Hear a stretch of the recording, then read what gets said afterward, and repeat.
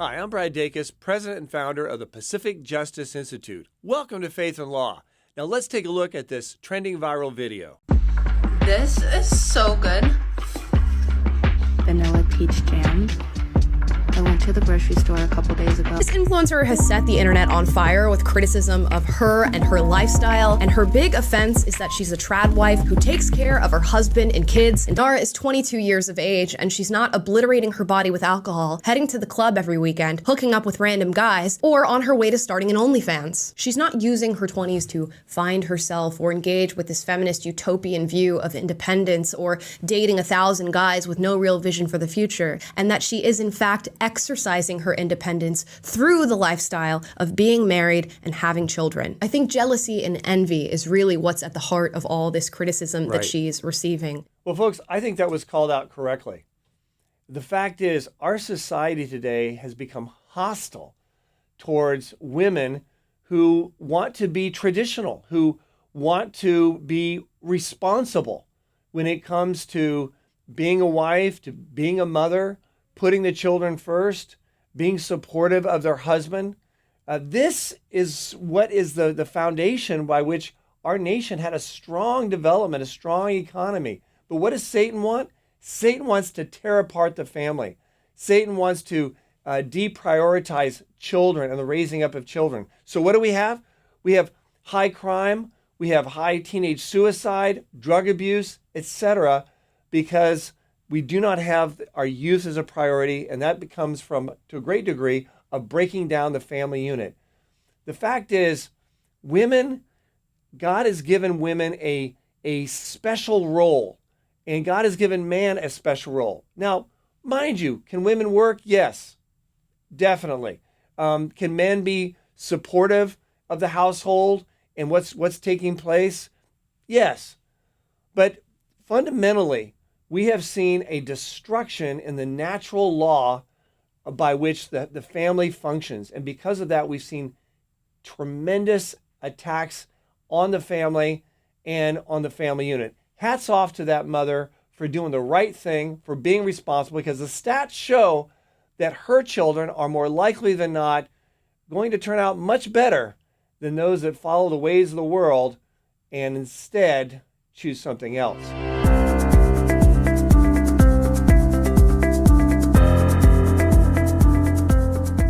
Now, a lot of these attacks, folks, that are taking place are in the legislative bodies. These are laws that are passed that discourage the traditional family and instead vie for alternatives that are not in the best interests of the children, the family, and our society.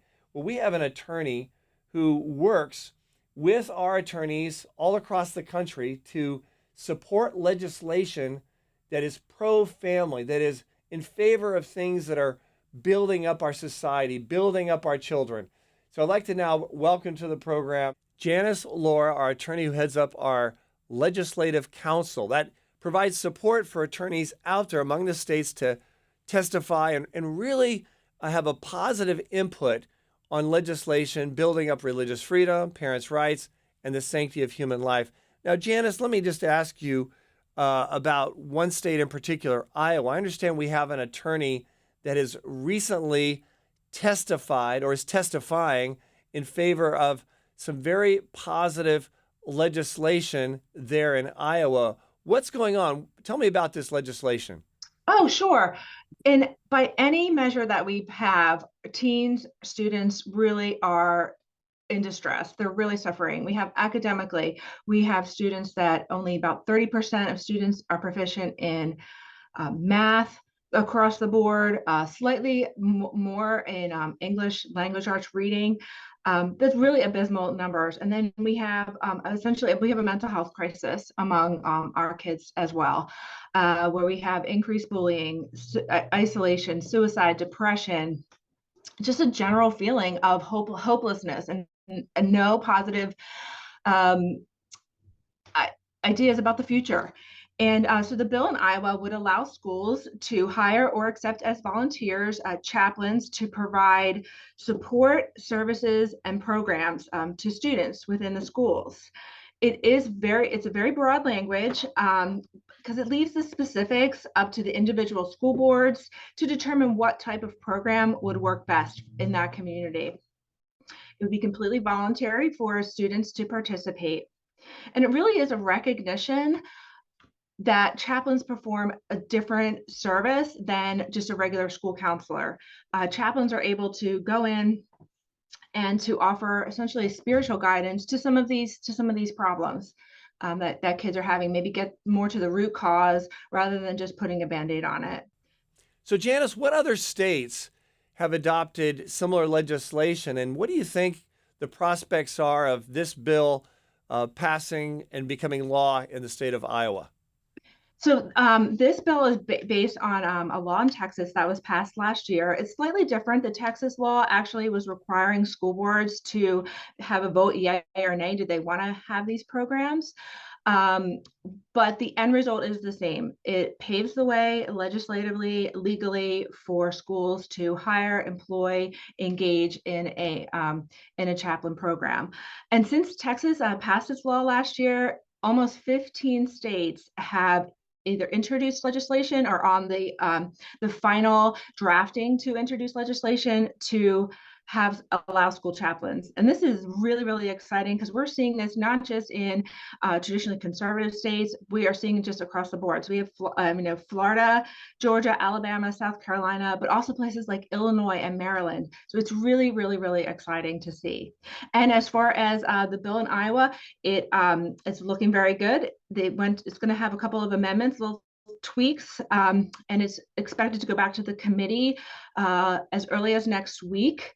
Then it'll have to pass both chambers, but the governor has indicated that she's supportive, and we do expect her to sign it if it passes. So very hopeful, very exciting.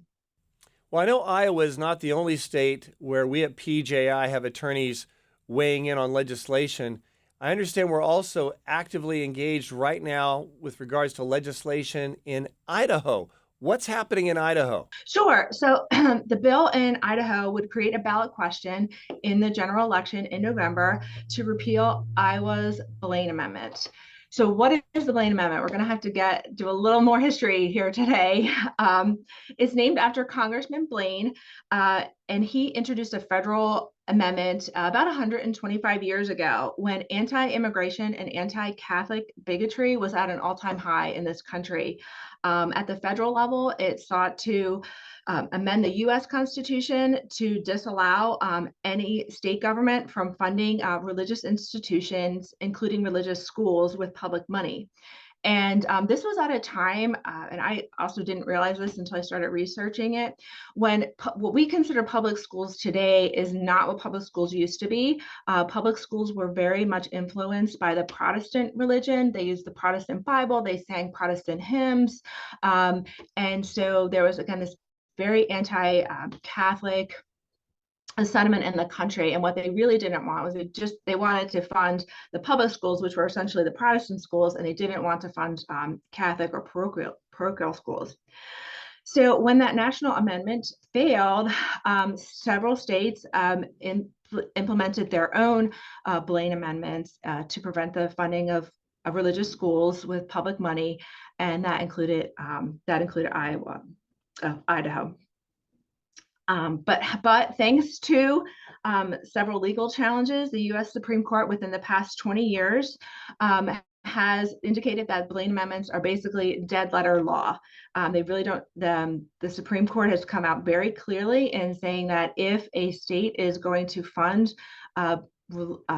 programs for public education, and they're going to open up a program to schools, it has to be neutral and it has to include religious schools. And so if a school implements if a state implements a school choice program, it has to include religious schools. And this is basically cleaning up Iowa's Constitution to conform with the U.S. Constitution. Well, I think today, with all the garbage we see in public schools trying to indoctrinate our children into things that are clearly not healthy, or are not in the best interest of a child, I think that school choice is a fantastic thing that should be encouraged across the country. What do you think the prospects are of this school choice bill passing in Idaho? Sure. Well, school choice really is at the heart of parental rights, the ability of a parents to choose what's best for their child. Every child is unique. Not every program works for each child. And this really puts power and back into the hands of parents. It also increases competition. Right now, public schools are a monopoly. They basically have no incentive to spend money wisely, to be transparent, to have any type of accountability. We've seen recently where when parents sort of got wind of what was going on in their schools during COVID and remote learning, they would go to school boards to speak out against what was going on. Their microphones were cut off. They were called domestic terrorists, and they really just weren't being listened to. And school choice would allow parents to say, if you're not going to listen to us and you're not going to be accountable to us, our community, we're going to take our money, we're going to walk away. So it really is. It's a very empowering movement, and it's gaining steam, and it's really exciting to see. Well, Janice, thank you so much for the work that you're doing, not just in those 2 states, but across the country, enabling our attorneys in our 36 offices coast to coast to weigh in on behalf of the moms and dads out there in the state legislatures defending religious freedom, parents' rights, and the sanctity of human life. Keep up the great work. Well, folks, we're also engaged in trying to promote those that have words of wisdom to our society today in helping to address the macro problems, the direction of our nation, and specifically what's happening in our public universities. It's so alarming. Well, we have someone on the program now, Dennis Prager, who's the head of PragerU and, of course, has written a number of best-selling books to talk about this issue and how we're facing these problems. Why do you think that our universities have become such a hotbed for leftist ideology in the United States today? Well, thank you, Brad, for having me on. The left has taken over every major institution in society. Universities is only one example. In fact, I don't know if you can name any institution that they have not taken over. It's part of a much larger issue. They've taken over elementary schools and high schools and colleges. They've taken over the American Medical Association, the hospitals, Kaiser, Mayo Clinic. They have taken over psychiatry. They've taken over psychology. They have taken over sports. They have taken over every medium except talk radio. So they won. I don't know if the win is permanent, but the question is much larger than the universities. If the universities were not governed by the left, you would then have a real question. Why is everything else taken over, even sports? I mean, the NFL Super Bowl has a second national anthem for only those of a certain color. Like there isn't one national anthem for one nation under God, or even one nation without God. They don't believe in that. So sports have been as poisoned as universities.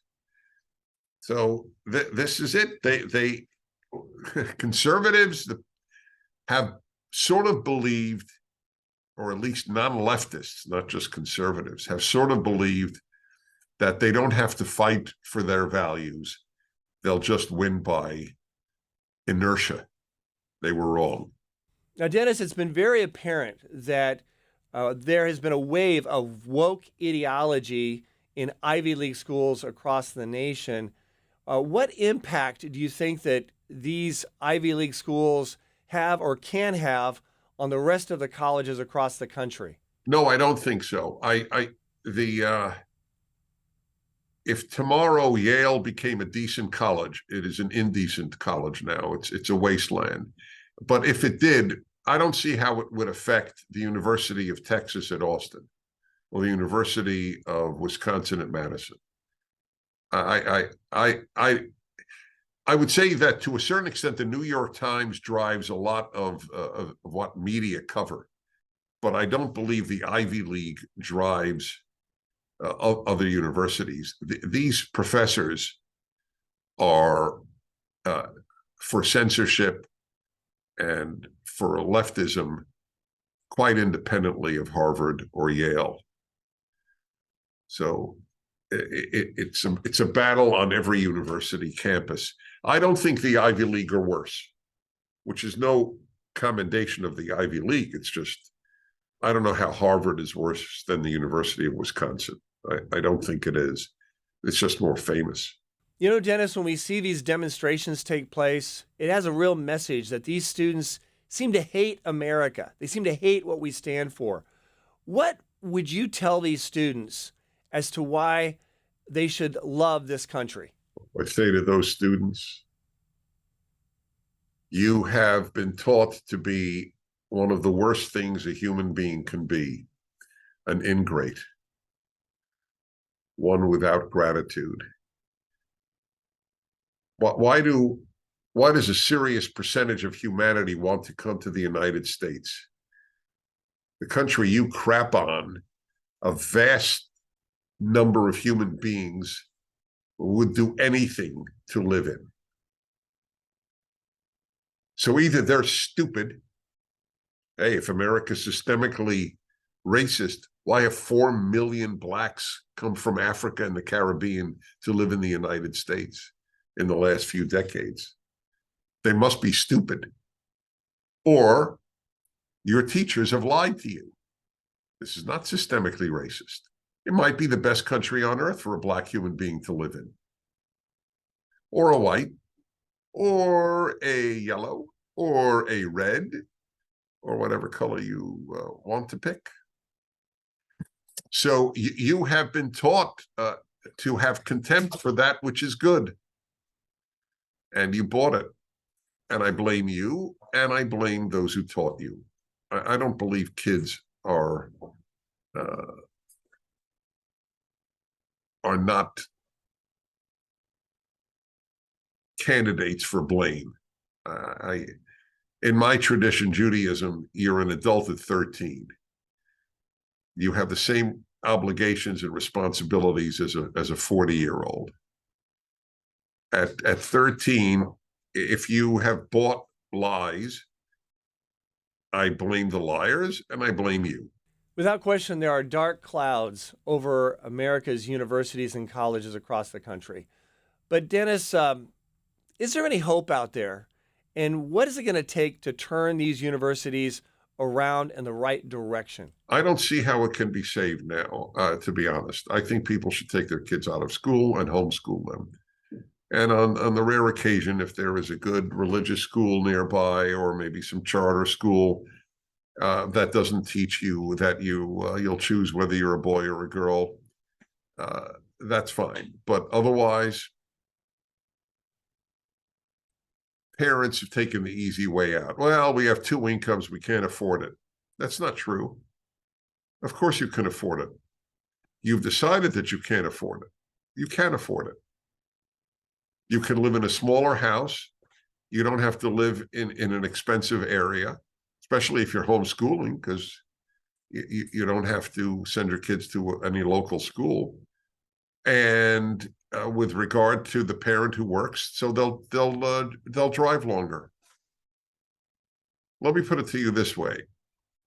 I have met very, very many parents whose lives have been ruined because they sent their kids to a regular school and the kid turned out an a-hole. But I've never met one parent who regretted homeschooling their child. That's the answer. Take your kids out of places that hurt them. And I don't know why that isn't self-evident. And well, I do know why. People want to believe. People believe what they want to believe. And they want to believe that they can't afford it. By the way, I tell grandparents who have money, and I don't mean rich, just have money. Tell your child, I will make up the difference if one of you has to stay home for homeschooling. And by the way, that isn't necessarily the case. Homeschooling doesn't mean you do the teaching. There's so many homeschooling associations now, you don't have to teach anything. You just have to take your kids out of the place that's poisoning them. Well, thank you, Dennis, for the work that you're doing and helping to get truth out there, especially through PragerU. I would love to see America's young people watch PragerU and be enlightened as to what is the truth so we can help to turn this nation around. And I know PragerU is playing a role in that. Thank you so much for all you're doing. Thanks for being on the program. Well, folks, we at Pacific Justice Institute, as you know, we do a lot of cases. We have over 220 cases in active litigation right now, coast to coast, among 36 offices in states all across the country. If you'd like to keep up with our cases or you'd like to utilize our resources, just go to our website, pji.org. We have a great pamphlet called The Constitution on Campus that can help equip college students from having to give in to this kind of tyranny and bullying that's taking place. They can know what their rights are to free speech and to deal with harassment from professors and from their peers. We also have something for K through 12 level of education. It's called Reclaim Your School. It's a book you can download for free. It talks all about how you can legally evangelize and positively impact those kids that, for whatever reason, are still in public schools. So take a look at that at pji.org. Well, they're in the trenches and they're fighting, and PGI is on the front lines for the battle for freedom and liberty. They've been doing so much to equip pastors across the country and to really fight for the values that have made this country so great. Honored to be supportive of PGI. We're living in a time when Christians are constantly under assault for their beliefs in the marketplace. And if there's not someone to advocate for them and help them with the legal necessities of defending themselves, they're going to get fired. They have no recourse. Most people don't have the resources to go hire a lawyer. It would deplete everything they own. And most lawyers, quite frankly, across the country don't deal in religious liberty issues. Well, we're living in some very difficult days in America where basic freedoms and especially religious liberty is under attack. And that's one of the reasons why Pacific Justice Institute is so vitally important to the future of this nation. What a great group of lawyers, first-class, top-rate lawyers who are willing to stand up for freedom and stand up for our American citizens under attack. Yeah, they can support, they can follow, they can pray. We need more organizations like PJI, and I could tell you that being in the front lines, there's not enough people that are actually in the trenches doing the difficult but tough work, and that's exactly why this organization is so critical.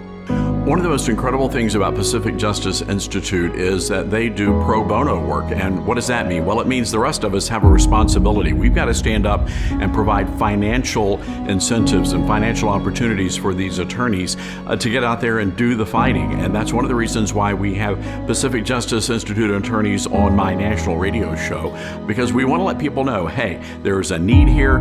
These folks are doing very important work, and they're doing very important, successful work as well. And that's why they need our support. When a Christian is targeted for his or her beliefs, it affects every believer in America. This idea that, well, it didn't happen to me, well, you're next. And when Pacific Justice Institute takes on a case, it's not just that one individual that they really are representing, because a legal precedent may be established from that will protect 1 million believers who could be in the same position for the exact same issue.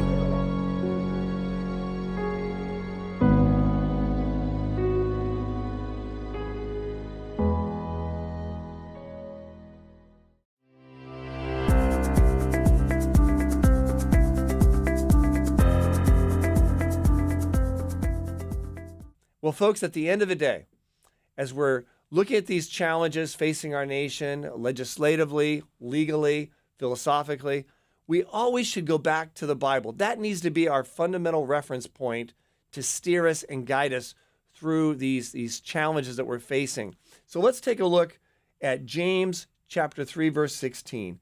It says, "Wherever there is jealousy and selfish ambition, there is disorder and everything that is evil." This applies so well to the viral video that we saw at the very beginning of this program about the mother who is being criticized because She's doing what God wants her to do. She's being a good mother. She's being a good wife, supportive of her family. This is ideal. And what do we have in our society today? We have a whole massive indoctrination through our universities, through our public schools, through television, through the internet, telling young women that if they're a mother, if they have children, if they stay at home to take care of their children, maybe to homeschool or to be supportive of their husband, then they're second-class citizens. They're subhuman. They're not as valuable as other people. Folks, that is a lie. And what Satan is using, he's using that lie to coerce women to instead think of themselves, to be selfish, to think only of their own career at the expense of their children, at the expense of their family.